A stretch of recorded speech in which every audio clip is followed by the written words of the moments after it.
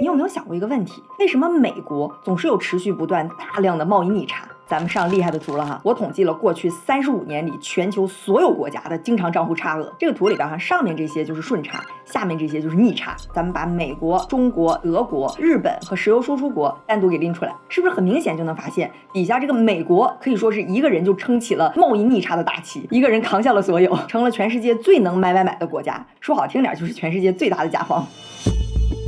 这个其实也是让特朗普他非常不爽的地方，他就多次提到过要减小美国的贸易逆差。你看他一上任，首要任务就是开始贸易战，给加拿大、墨西哥、中国加关税，而这3个国家恰好就是美国最大的3个进口国。所以说官方最后的理由是说为了报复边境安全、毒品问题、移民问题，但是很多人都认为这个很可能跟美国巨大的贸易逆差有关。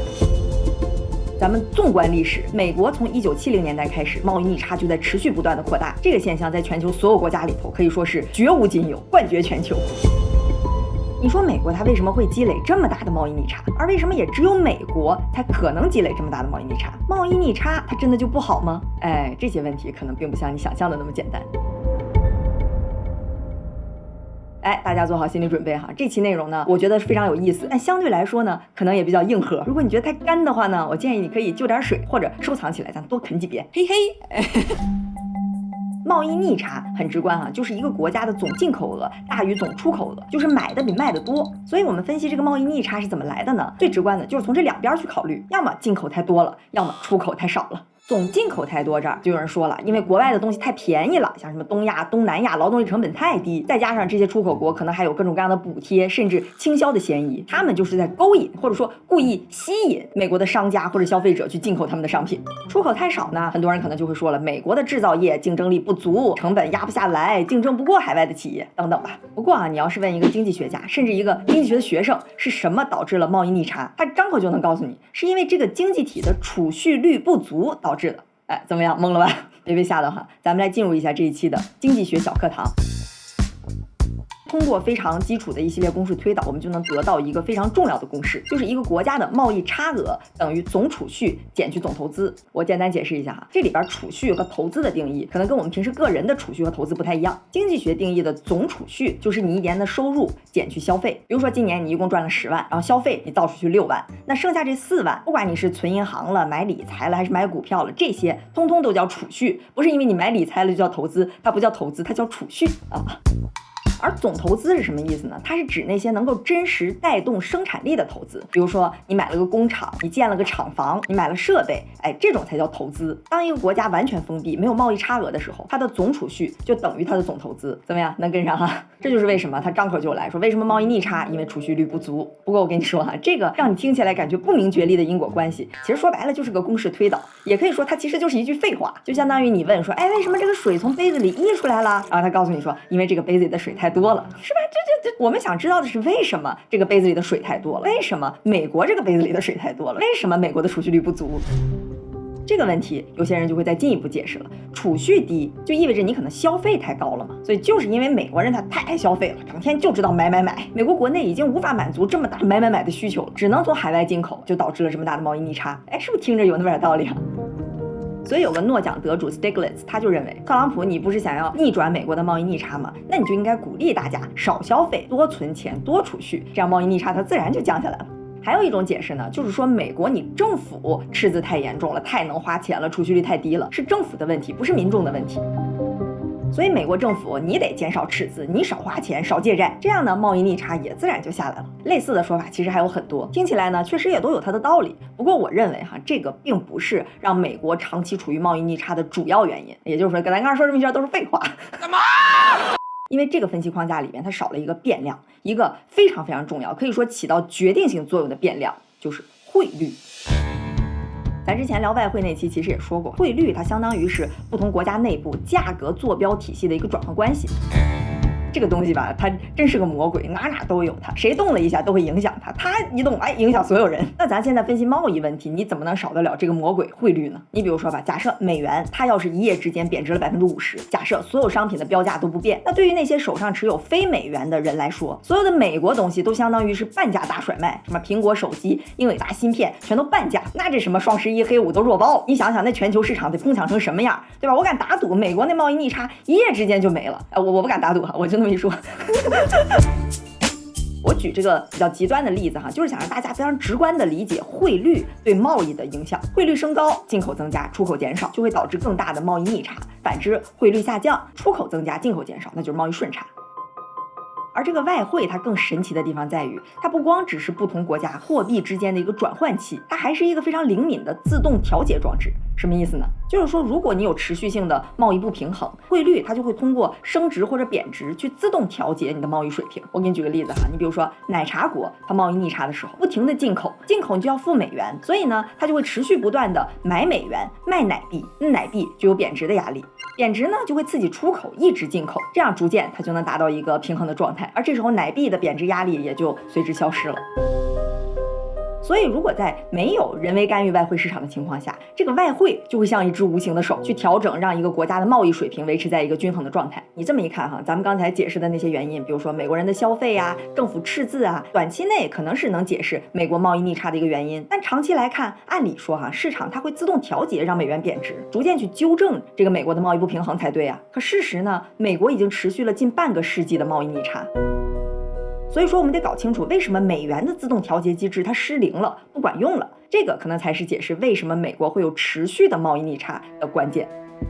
首先，一个非常正常的猜测就是是不是有人为去干预市场，扭曲了这个外汇的自动调节机制。你比如说有很多发展中国家，它为了维持贸易的稳定、经济的稳定，就会跟美元绑定，或者呢央行可能会非常积极的去调控汇率，通过这些人为的手段抑制了外汇自动调节的属性，最终经常就会出现本币被高估，然后导致贸易逆差的情况。IMF 曾经就统计过，2000年初的时候，全球有大概1/4的货币都被高估，官方的价格比黑市的价格要高了超过10%。而美国呢，它之前也确实干过干预外汇的事儿，但是方向是反的，它是想让美元贬值，缓解它的贸易逆差。这个就是大家可能都听说过广场协议。80年代的时候，美国因为当时紧缩的货币政策、扩张的财政政策，一度导致美元大幅升值，让美国的出口受损，尤其还受到了日本这边出口汽车和电子产品影响非常大。这个里根总统当时就拉着日本、法国、西德、英国半商量半威胁的吧，就说：“哎，大哥这边日子不好过呀，你们都赶紧调节一下，抬升一下你们国家本币的汇率，让美元贬值，照顾一下我们的出口，减少一下美国的贸易逆差。”这招确实奏效。你看85年之后，美国的贸易逆差有一个明显的收缩，这个就得益于广场协议之后美元的贬值。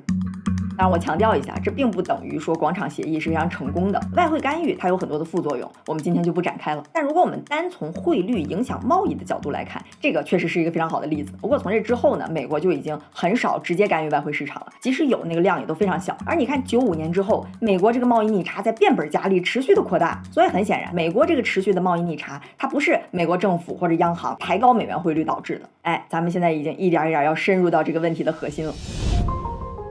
其实外汇它自动调控的不光是这个国家的贸易平衡，而是整体对外的一个资本流动。什么意思呢？它不光只是说我卖商品卖服务带来的资本流动，它还包括资本本身的流动。比如说我跨境汇个款呀，跨境投个资呀，我买美股呀，对吧？这都属于资本本身的流动。所以说美国它在贸易这块一直是处于逆差，但如果我们把金融账户、资本账户的流动一起看，是吧？多么漂亮完美的一个轴对称图表。所以说这个汇率自动调节的机制它其实并没有失灵，只不过大家平时听到的可能只是故事的一半。这张图这是这个视频的精髓哈，才是这个故事的全貌。你听我给你详细分解。一个国家一般对外有这么3大账户：经常账户、资本账户和金融账户 （Current Account、Capital Account、Financial Account）。这3大账户结合起来就是一个国家整体的国际收支 （Balance of Payment）。变成英语课了。这个经常账户下面呢，最主要的就是贸易，除此之外可能有一些投资收入啊、股息啊、工资等等，但主要就是贸易。所以很多时候呢，有人会把贸易的顺差逆差和经常账户的顺差逆差就混着用。那后面这2个资本账户和金融账户，大家可能听说的不多，但它们非常重要，它们包括了所有金融资产、金融负债的跨境流动。比如说大家经常听说的 FDI 跨境直接投资，再比如说各地各国银行、保险公司、基金，它可能去买美股美债，包括各国央行它买的美股美债，这些都属于金融账户。而对于大部分国家的国际收支，其实主要还是这个经常账户，就是贸易这块的资本流动。但美国就不一样了，它的资本账户和金融账户，主要是这个金融账户流动是非常频繁的，而这些资金呢，它又非常的灵活。所以对于美国来讲，相对于经常账户，这个金融账户和资本账户才是更占主导地位的。别被绕晕了。所以呢，如果我们把这3个账户结合起来看，就有刚才我们看到的那张图。对美国来讲，它整体的收支几乎就是平的，只是金融账户和经常账户之间它一高一低，它长期处于经常项目逆差、金融和资本项目顺差这么一个组合的模式，就是大家呢投资美元，然后美国呢用这些美元去外边买商品，大概是这么个意思。美国之所以半个世纪持续不断的贸易逆差，这里头非常主要，甚至可能是最主要的原因，就是这些持续不断的资本流入，让美元升值，从而导致了美国的贸易逆差。金融账户这边有大量的资金从全世界各地涌向美国，去买美国的国债、公司债、股票，让美国的公司和政府可以有充足的资本去投资、去扩张、去花钱。从这个角度来说，美国它其实是非常大的受益方，尤其是华尔街和互联网公司，当然也包括美国政府。很多时候你听美国的媒体或者一些政客，他可能只强调商品这块，就说啊，我们这么多逆差，就感觉自己好像受了多大委屈，钱都被别人赚去了似的。但实际上呢，美国这个贸易逆差它并不是说钱就被人给赚走了，更多的其实是因为它的经常账户跟金融资本账户有这个失衡的关系而已。所以你理解到这层之后，就很容易分析出来，美国如果它只是对1-2个国家或者某些类别的商品去实施贸易制裁，短期内可能确实会对贸易逆差有所缓解，但长期来看它理论上可能只是让美国进口的这个结构重构了一下。原来你去加拿大、墨西哥、中国，然后现在可能变成什么日本、澳大利亚、欧盟之类的。只要它金融账户、资本账户这边持续流入的需求非常旺盛，贸易逆差就非常难缓解。那你说为什么会有这么大量的资金通过金融账户流向美国呢？可能有人会觉得美国经济好嘛，投资机会多，你看什么互联网巨头、金融巨头全都在美国。这也对。但我认为这里头最关键的原因，也是美国最特殊的地方，是它印的是美元，是世界货币。咱来看看各国央行它的外汇储备是怎么积累的。你就比如说奶茶国，它大量的出口奶茶，整天赚了很多钱，这里头可能主要是美元，它理论上就需要在市场上把这个美元换成本国的货币奶币，才能在奶国里流通。那这些商家就需要去市场上卖美元买奶币，这样就会导致奶币价格的波动。所以很多国家它为了避免奶币价格的波动，实际上它会怎么做呢？就它的中央银行会跟这些商家说，你们别去市场上换了，你们都来找我，把美元给我，我来给你们奶币。这样一来呢，中央银行实际上是凭空印出来了一些奶币，然后自己积累下来了这些外汇储备。也就是说，各国的央行它有多少的外汇储备，其实说明了这背后它凭空印出去了多少钞票。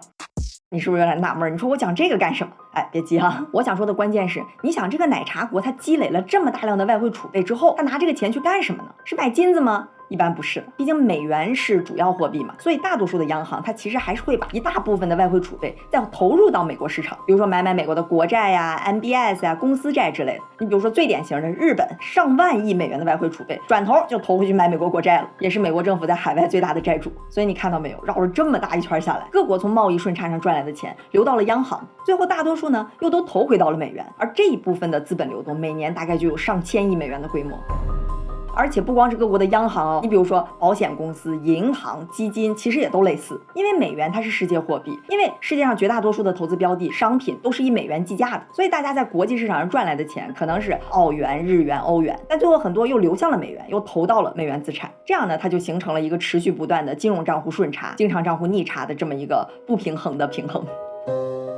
而如果你看美国它开始出现贸易逆差的时间点，也刚好印证了这个理论。你看它的贸易逆差恰巧就是在美国退出布雷顿森林体系之后开始的。美元不需要再以黄金作为背书，奠定了石油美元，美国可以持续大胆的扩大它的负债规模、信用规模，才让这个国际美元的循环开始指数级的扩张。这也是为什么你会看到一个非常有趣的现象，就是美国经济越好，它贸易逆差越大。你想它经济好它就吸引投资，经常账户的顺差就大，那美元就升值，贸易账户的逆差就大。所以从这个角度上来讲美国的硅谷、华尔街它发展的越好，它的制造业其实自然而然的就会受到一定的压抑，对吧？来，我来引用一句美联储的话，算是给出咱们今天这么长逻辑链条的一个结论。当美国仅通过印钞或者发行债券就能从世界市场购买商品时，它就注定会持续出现贸易逆差。以美元作为主要世界储备货币，以美国政府债券作为最受追捧的价值储存手段为基础的现行国际货币体系，是美国持续贸易逆差的根本原因。你看，这不是我一个人搁这胡分析美联储自己都承认了。这个呢，其实它也没有好坏对错之分，但有的时候一些媒体或者政治家，他就会逮着这个拼图的某一小块去说事儿。我就是希望大家可能看了咱们今天的视频，听了今天的分析之后，你就可以一眼识破他们的语言技巧。其实刚才咱们说的就是特里芬难题，也叫特里芬悖论。勒里芬呢，他是一个非常著名的经济学家，早在1960年代他就指出来说，发行国际货币的国家会不可避免的陷入贸易逆差。你想想那个时候还是金本位制呢，他可以说是预言了美国现在这么长期的贸易逆差。很多人在讨论贸易逆差的时候，就感觉它好像是一个非常不好、对经济非常不利的这么一个现象，因为大家可能会觉得你贸易逆差，买别人的东西，钱都让别人赚去了，那就有点像输给别的国家了。这个贸易逆差真的就这么不好、这么差劲、这么可怕吗？其实大部分学者并不同意贸易逆差对经济有害这个观点，但你也肯定不能说它是好的。你要是非要让我用一个词儿来总结呢，那我可能就会给出大部分经济学家特别爱用的词儿，也是非常令人讨厌的一个答案，就是它不一定 ，it depends。咱们今天分析了这么多，我相信你应该有一个感觉，就是这个贸易逆差它是一个表现，一个症状，它对一个国家的经济到底是好还是不好，得看这个症状背后是什么原因。这就好比说一个人心脏跳得特别快，你就能说他是不健康的吗？那得看情况，他要是刚跑完1公里，或者看到一个令他心动的人，这时候心跳加速，这就是一个健康的表现。但是呢，他如果是心肌炎、心律不齐、心慌，那就得赶紧去看看了，对吧？贸易逆差也类似，如果是因为投资需求旺盛、消费需求旺盛，你看很多处在高速增长期或者投资机会特别多的国家都出现过贸易逆差的时期。你比如说澳大利亚几十年保持经常账户逆差，因为在背后呢是它持续不断的吸引海外投资，这个心跳跳得快它就很正常。但是如果一些国家经济过热了，消费过于旺盛，借债过多，你比如说2010年之前，欧元区里边非德国的国家集体出现了对德国的贸易逆差，然后德国出口赚来的钱又投向了西班牙、意大利的廉价债券，最终导致了欧债危机全面爆发。当时意大利、西班牙、希腊明显就是经济过热的状态，要不为什么欧债危机爆发之后，德国非常上心的去救希腊、救意大利呢？我记得当时默克尔经常就拉着各国领导人开会，你乍一看就觉得这个德国非常有大哥风范呀，救那些小弟啊。其实德国正好就是这些国家最大的债主嘛，所以他也是在救自己。还有一种贸易逆差，它也非常不好。你比如说像斯里兰卡，国家经济面临崩溃，政府借了大量的外债，它的货币面临着崩盘的压力，央行不得不人为抬高汇率，它也陷入了严重的贸易逆差，甚至物资短缺。所以你看到没有，这个贸易逆差它可以发生在非常健康的国家，也可以发生在这种经济陷入泥潭的国家。要不那经济学家会跟你说 it depends。这期视频其实是我当时查关税那期视频的时候产生出来的一些小思考。说实在的，可能有点理论，就它其实涉及到了很多的推导和逻辑思考，不是那种讲故事的。所以看到这儿的朋友们，也是辛苦你们了。